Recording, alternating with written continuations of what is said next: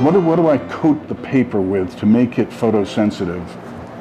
I had to put some kind of a coating on this that would make it sensitive to light, and therefore would make it, when I put light onto it through a positive,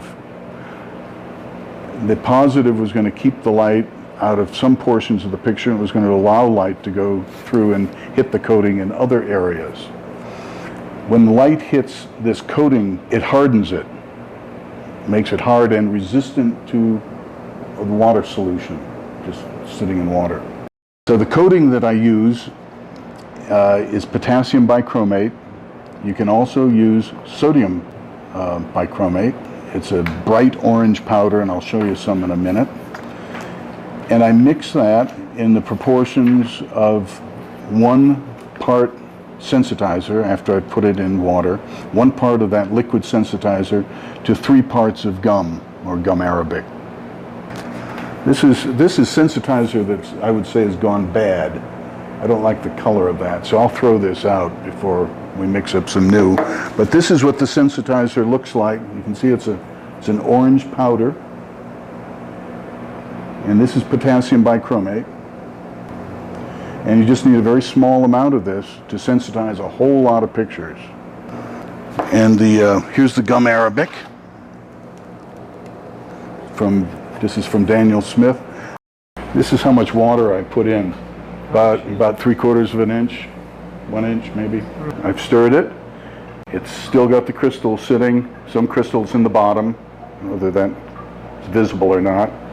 And now I'm going to mix it with gum arabic in the proportion of 1 measure of sensitizer, like so, this bright orange stuff. That's potassium bichromate and water. Then I'm going to mix it with 3 parts of gum arabic. And it's very handy for all kinds of things. Food products, but also in the art world. It's used in lithography, and it's used in by watercolorists frequently. And it's used in gum bichromate printing, which is different from this, and gum oil printing. Now I'm going to just stir this a little bit. I don't want to get a lot of bubbles into it, but it's kind of an orange syrup. That's enough. It's slightly viscous. We washed out the foam brush.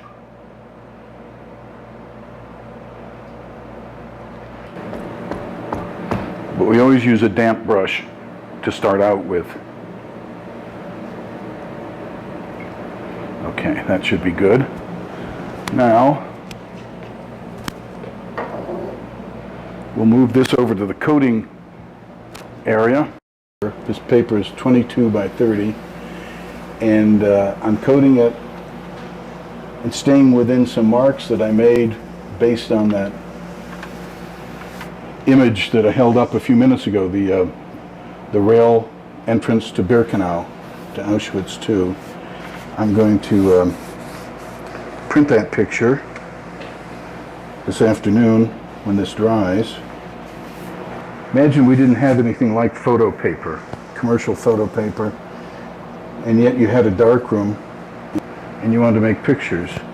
You'd have to take plain paper and coat it with something that was light sensitive, and that either would change color itself, or in combination with another procedure, you could get it to change color so that you could actually see your image. And that's what this does. It's the gum arabic mixed with potassium bichromate. And I'm going to lift this up in just a moment or two, once I've got all the little bubbles out of it. And I'm going to let it dry. And then I'm going to contact print it to that large positive of the rail yard that I showed a moment ago, the rail entrance. You'll always see some streaks. It's inevitable. Try to get some of them out. And some of them come out naturally. Gravity just moves this viscous material around a little bit and helps fill in some gaps usually. But you see, here are my marks. This is going to be the sky, or this part of the picture. We call it horizontal. And then the rail yard and so forth and building will be down here. It's at this stage where you can ruin the picture, one of the several stages you can ruin it. If you brush that wet surface against your finger or against one of these things, you'll get a mark on in the final image. That's it. We now have some gummed, sensitized paper, and this afternoon we'll start exposing them. For the smaller pictures, we'll use this device. This is called a platinum printer. It produces ultraviolet light, very powerful. Don't look at it. And then the large one we'll do over here on this vacuum table. It's a different light source, but it's also very powerful light. I'm going to take my piece of sensitized paper and my big interpositive here in a minute, and I'm going to sandwich it. I'm going to close this lid. I'm going to turn on the vacuum, and I'm going to set the power, and it's going to make a lot of noise.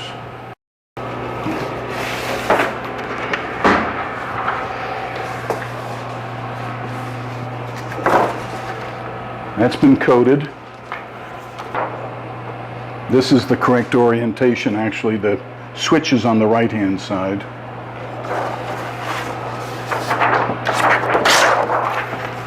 And I'm going to take this over here, put it under the glass. I want as little of that coming out of the edges as I can. Okay.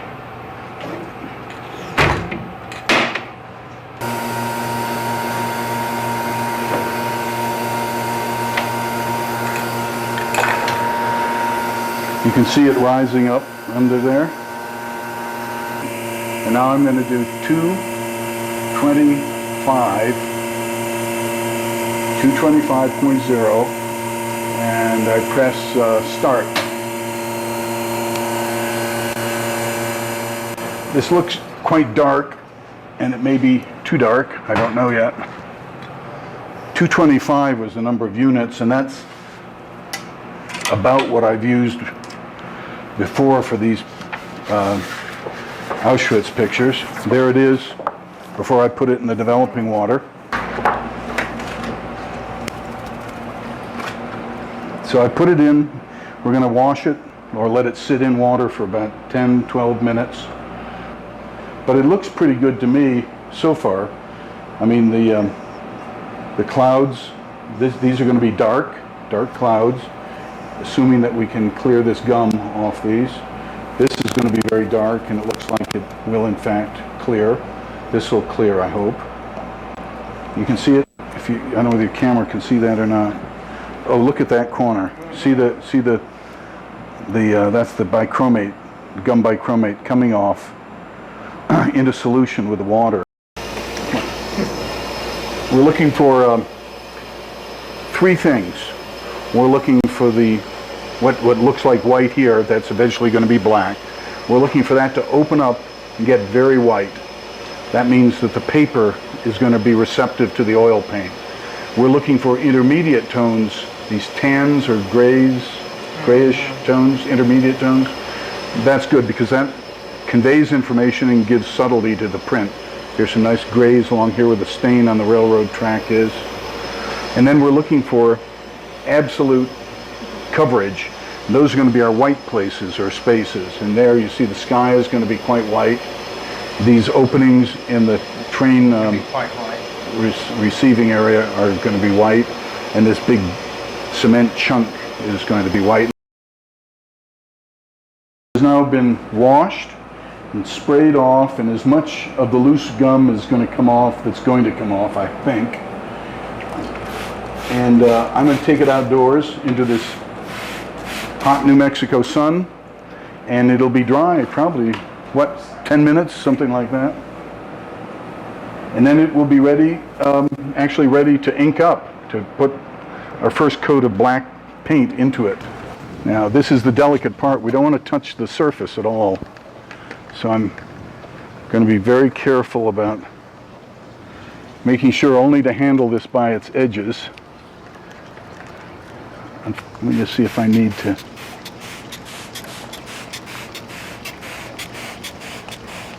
Yeah, we're still getting a little loose gum off there. The oil paint, when I rub it all over the picture, will soak in to these white areas, but any place where there's a little bit of gum left, that will resist that oil paint. From a 35 millimeter film negative originally, if you look very carefully here, you can see all the individual shingles or tiles on this roof. And I just found that these colors that I've just mentioned, the warm gray, that's an almost empty tube of it. I go through a lot of this. This is a very satisfactory color for the atmospheric look I'm trying to get in these pictures. And of course, lamp black works better than the other blacks. So we're now going to put ink or paint over the entire surface of the picture, the latent picture. And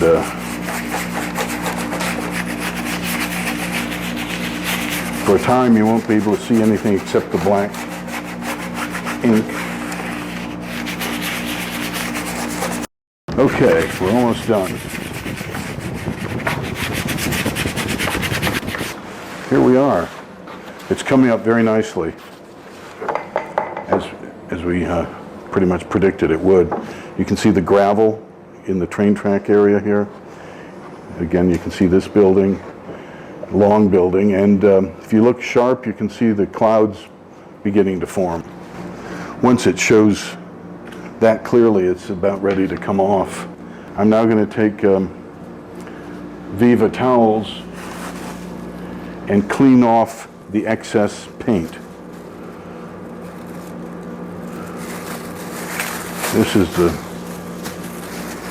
the messiest and hardest part of the job.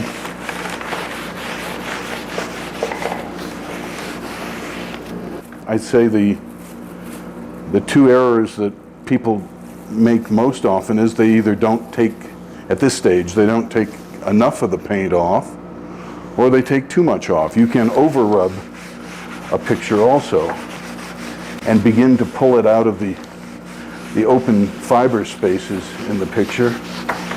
But you could also, for example, if I stopped right now, I'd get a very poor result, because the oil paint itself will operate as a resist to the etching bath that this is going into. So I want to make sure that the excess ink or paint is pretty well cleared away. We're not looking for perfect white space in Gumoil. We're looking for an atmospheric effect. That's what it's best at producing. It's becoming a black and white photographic image now, except that the white is that gum material, which is for slightly orange yellow, greenish really after it has been exposed to light. So it would be kind of silly to eliminate it. We're going to be putting this in an etching bath, some bleach, and clearing out a little bit more of the tonal regions, and then adding a second color. See the shininess of the gum beginning to emerge? That's good. That means that the oil paint has been taken off those areas, and it's going to be more possible to etch them evenly with the bleach. Etch just means eat away the gum. Except we don't eat it with acid, as most etching processes use acid. This uses a bleach chemical, Clorox, which oxidizes at a certain rate this gum. And if you dilute the bleach, then it oxidizes it fairly slowly, and I can control it. I'm just going to kind of polish it a little bit. Now I don't want to be taking the black pigment out of the black areas of the picture too aggressively at this point, because I want it to stay nice and dark. But I am trying to clean those edges and sort of polish off where any paint may be just sitting on the top of the gum. You see some is definitely still coming off. This stage is complete, and it's now going to sit for a few minutes, set up, and then I'll etch it. So I'm putting in 3 cups of bleach, and then I'm going to add 6 to 1, so that means 18 cups of water. This doesn't have to be terribly precise, but now I'm going to pre-soak this picture, mainly to get it to lie down and to begin to soften up the paper a little bit. Then I'll put it in the etching bath or bleach water bath for a count of 12 probably. I'll be watching it the whole time to see if I have to take it out earlier than that. But 12 seconds is about what this usually takes. Now here it goes into the water. Pre-soaking. Preparation. I want these corners to start lying down a little bit, because when I put it in the etching bath, I want it to be as flat as possible so that I don't have to move it around too much. The bleach only acts on the top surface of the gum anyway. So, and once you put it in here, it's a water and bleach mixture anyway, so it immediately starts combining. 9, 10, 11, 12. Okay, I'm now going to take it out and see how it looks. I'm looking for etching. I want to see if the bleach has eaten away the next tonal region of the gum. And you can see these white areas beginning to open up. Can you see the white in there? Here, for example. That means that area is going to be open to the next color that I apply. I'm going to spray this a little bit, and you'll see more change. This just takes the loose gum off. But if you'll notice, it takes a layer off all of the gum, but the heavier gum, which has been exposed to the most light, still has an adequate supply, whereas the thinner gum comes off and leaves the paper exposed underneath. You can see there's lots of pigment that actually comes off. Even though I wiped it pretty carefully, the gum still had pigment on it, and you can see flakes of it coming off. Eventually you have to wash these trays out because they get pretty heavily coated with sloughed off pigment and gum. Now this looks to me like a satisfactory etch. I can see enough white to be happy with, to be pretty sure I'll get the second color going into it. You can see there's lots of gum left up here, all this yellowy gray stuff. This is the gum, and these are the open spaces. And what we want to do is make sure that there's enough open space to take that second color. And now I'm draining the picture, and I will also spray it some with this hand sprayer to make sure that the gum has sloughed off all that it wants to slough off, as it were, that the loose gum is leaving, and that the white spaces are nice and open. This picture should turn out very well. I'm just going to let that drain a little bit more, and then we'll hang it outside to dry in this nice bright sun, and by tomorrow I suspect it'll be ready for the second layer of paint. That should give it enough time for that black paint to really dry out quite well. Now, these are the definitional areas of the picture. So this is where I want the secondary color to go in and to be really noticeable. Then I'll etch it again. I'll put the paint on, the second color of paint on. It'll be what's called a warm gray, which is really a brown, very nice color of brown. I'll put it on the entire surface of the picture. I'll wipe it off just like I did with the black, and I'll etch it again just the way I did this, except I'll have to etch it a little bit longer probably. As you go through this process, the etching bath times increase. It's been inked up with black paint Then it was etched in bleach, when additional white spaces began to show up after we etched it. We washed it again. We hung it out in the sun on the clothesline to dry. It is perfectly dry now. And I'm applying a second color, the warm gray paint, into the entire surface of the picture.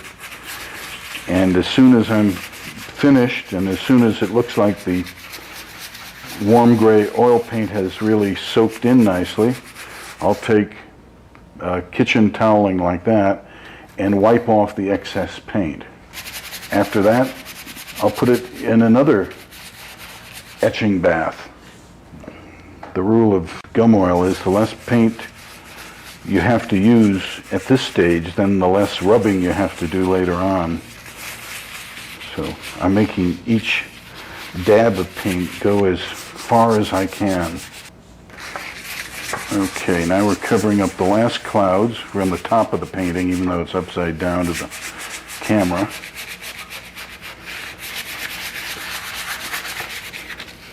All it has to do is cover the surface. You don't have to have excess on it. And then it goes into the paper weave. The paint itself serves as a resist, keeps the new color, the browner or warm gray paper, from going in to it. So when I wipe this off, it'll still be a black picture, but it will have special tonal areas which will become this color. That's the oiling up or inking up stage number 2. You can see how the black paint is relatively dull, at least non-reflective, and the browner paint remains shiny and hasn't quite soaked all of its oil up into the paper yet.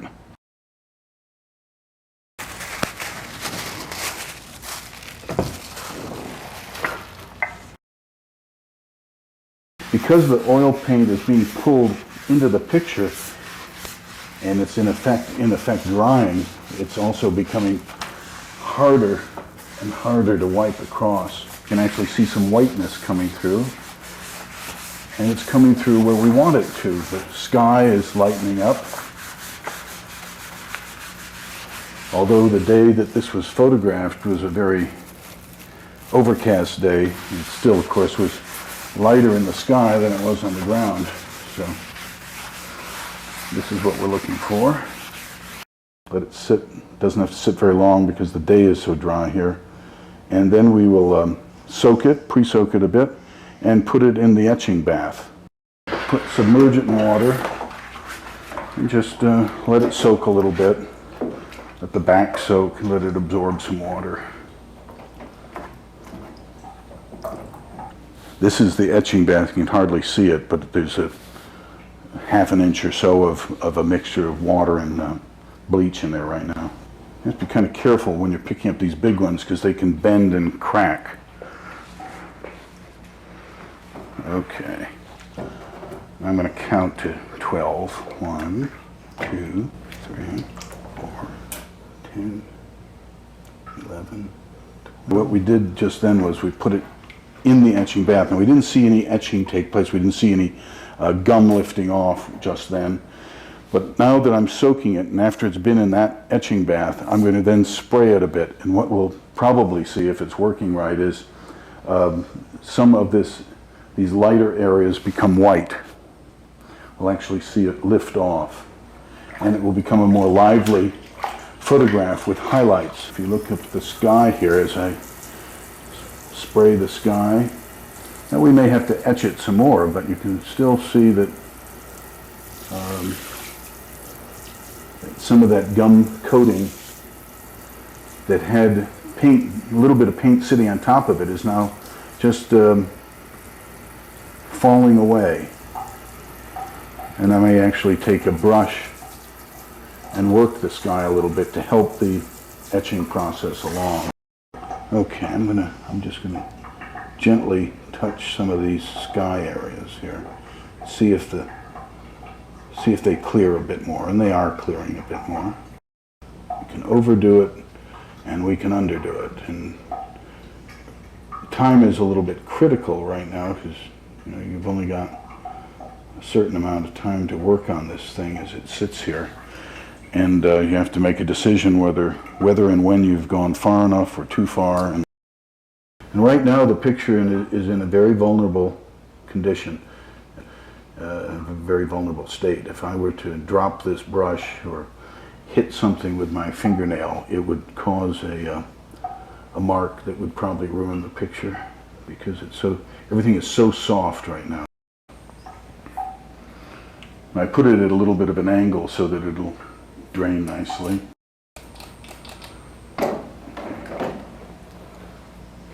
Yeah, I think that's okay. I'm going to make these highlights pop up just a little bit, and I can do that with a brush.